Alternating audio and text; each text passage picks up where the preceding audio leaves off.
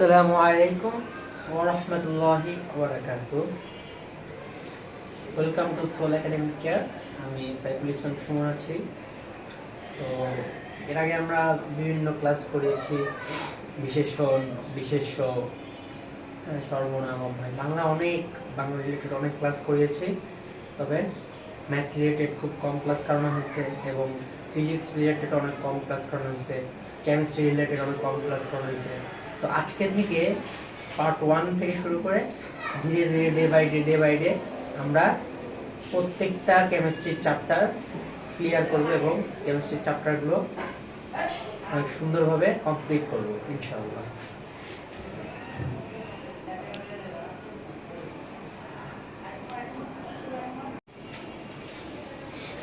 So কেমিস্ট্রির first চ্যাপ্টারে আমরা দেখব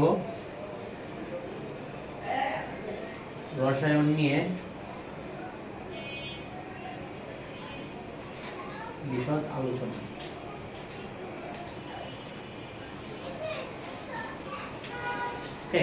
এই চ্যাপ্টারে আমরা বিশদ আলোচনা দেখব রসায়ন নিয়ে।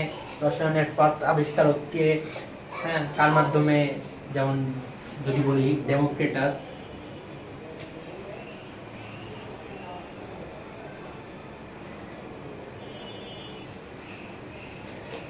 উনি হচ্ছে খ্রিস্টপূর্ব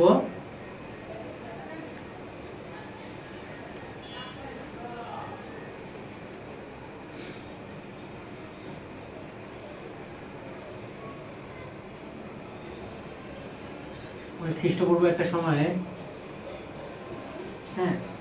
প্রথম বলে যে পরমাণু নামে এমন একটা জিনিস আছে পদার্থের ভিতরে যেটাকে ভাঙলে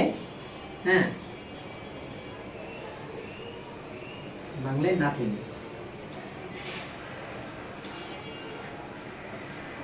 অর্থাৎ তাকে আর ভাঙা যায় না, এমন একটা মতবাদ দেয়। তো সেই থেকে শুরু হয় রসায়নের যাত্রা।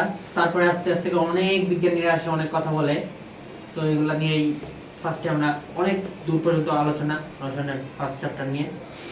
সো তারপরে এই চ্যাপ্টারগুলো রিডিং করার, এগুলোতে অনেক কিছু কিছু সাল আছে যেগুলো গুরুত্বপূর্ণ, সেগুলো আপনাদের নিজে পড়তে হবে। আবার কিছু কিছু সাল আছে যেগুলো গুরুত্বপূর্ণ না, বিগত বছরের টেস্ট পেপার দেখলে আপনারা বুঝতে পারবেন কোনগুলো ইম্পর্টেন্ট। তো সেইভাবেই আমরা সেগুলো পড়ে ফেলতে পারবো। বাট প্রবলেমটা আসে এই জায়গায় যে যখন একটু সামনে যাওয়া হয় তখন কয়েকটা টপিক থাকে, যেরকম তার ভিতরে একটা হচ্ছে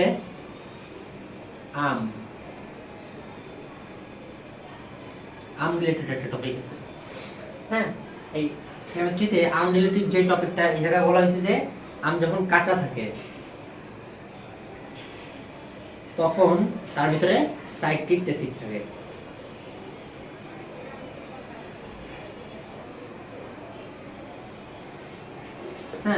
বাট যখন পেকে যায় তখন ম্যালিক অ্যাসিড আসে, মানে অ্যাসিডের ভিতরে রূপান্তর হয়ে যায়। তখন যেটা থাকে তখন হচ্ছে সেটা ম্যালিক অ্যাসিড। ওকে,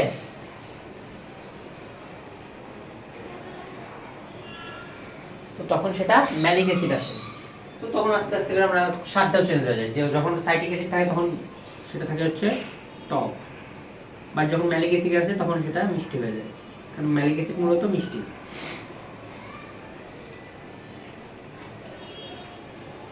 সরি, এরকম আমি একটা মিস্টেক করছি। ফার্স্টে ম্যালিক অ্যাসিড থাকে,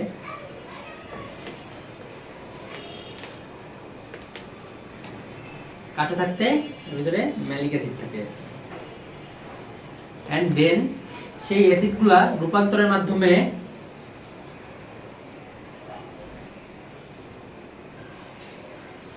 গ্লুকোজ এন্ড ফ্রুক্টোজ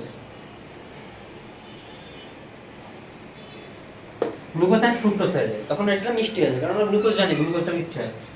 তো সেইভাবে আমার একটা রূপান্তরের জায়গা আছে।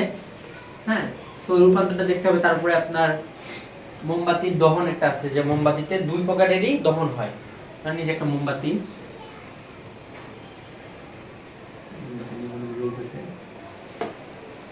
তো মোমবাতিতে ফার্স্টে কি হয়, ভৌত একটা পরিবর্তন দেখা যায়। মোমবাতি গলে গলে যখন পড়ে, ধরেন এই জায়গায় জমা করেন, সো এই জায়গায় মোমবাতিটা আছে কি কঠিন অবস্থায়,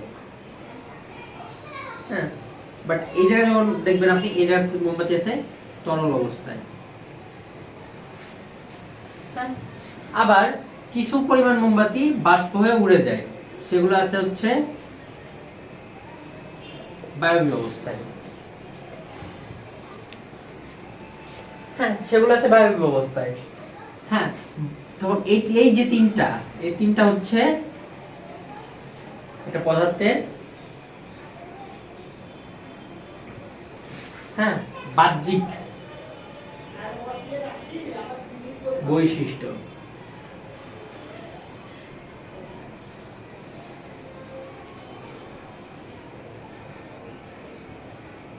বাহ্যিক বৈশিষ্ট্য পদার্থের। সো এই তিনটা তো পরিবর্তন হয়, অর্থাৎ মোমবাতি যে আছে মোমবাতির দহনে পদার্থের বাহ্যিক বৈশিষ্ট্য মাস্ট পরিবর্তন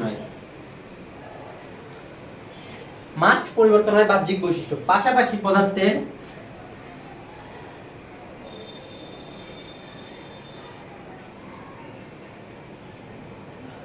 অভ্যন্তরীণ বৈশিষ্ট্য পরিবর্তন হয়। যেমন মোমবাতির ভিতরে আপনার একটা রাসায়নিক কেমিক্যাল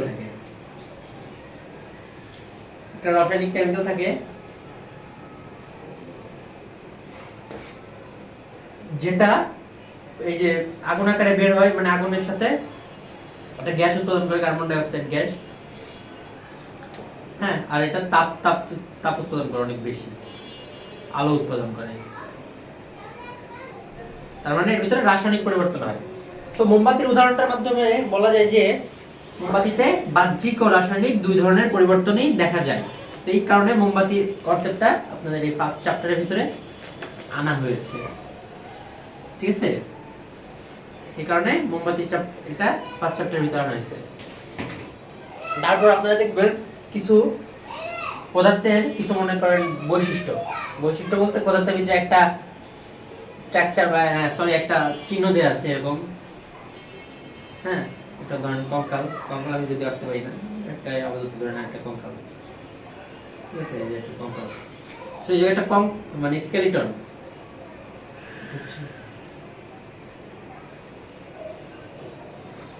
যে একটা স্কেলিটন দিয়া এর মাধ্যমে কি বোঝায়? বিষাক্ত। মানে এই পদার্থটা হচ্ছে বিষাক্ত, এরকম চিহ্ন থাকে। দেন আপনার কিছু এরকম চিহ্ন থাকে যেগুলো রেডিও অ্যাক্টিভ, এরকম একটা চিহ্ন থাকে, এগুলো হচ্ছে তেজস্ক্রিয়। হ্যাঁ, এরকম। এবং এইগুলো কেন থাকে? এগুলো থেকে দূরে থাকার জন্য বলা হয়, এগুলো দেওয়া হয়। তো এগুলো নিয়েও কিছু বিশদ আলোচনা আছে, সেগুলাও এই আমাদের ফার্স্ট চ্যাপ্টারে পড়তে হয়। ওভারঅল ফার্স্ট চ্যাপ্টারটা তেমন ইম্পর্টেন্ট না এসএসসির জন্য, বাট টুকটাক এমসিকিউর জন্য ফার্স্ট চ্যাপ্টারটা পড়া লাগে। যেমন ফার্স্ট চ্যাপ্টারে কিছু এমসিকিউ আসে, ধরেন গত বছর মানে বিগত সালে একটা প্রশ্ন আসছে এরকম যে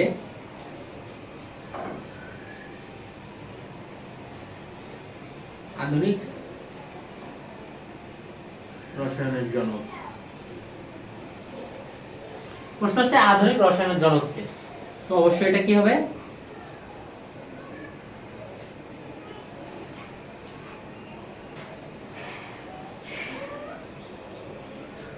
অ্যান্টনি ল্যাভসয় নামে একটা নাম আছে, আপনারা দেখবেন সেটা। এবং যদি বলা হয় খালি যে মধ্যযুগের রসায়নের জনক কে? হ্যাঁ, যদিও এই প্রশ্ন আগে আসছিল, অনেক আগে, বাট মূলত আসে না তেমন। তারপর বলে রাখি মধ্যযুগীয় রসায়নের জনক, তাহলে সেটা হবে কি হবে? তাহলে সেটা জাবির ইবনে হাইয়ান। হ্যাঁ, জাবির ইবনে হাইয়ান তিনি হচ্ছেন আধুনিক মধ্যযুগীয় রসায়নের জনক। এবং তাকে রসায়নের জনক বলা হয়তো যদি সে একটা তত্ত্ব আছে আপনার ওই জায়গায় বলা আছে যে সে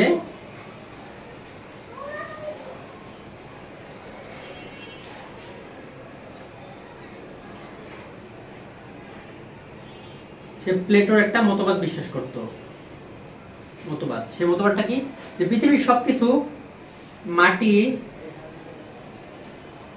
পানি, বায়ু, এই তিনটা জিনিস দিয়ে গঠিত।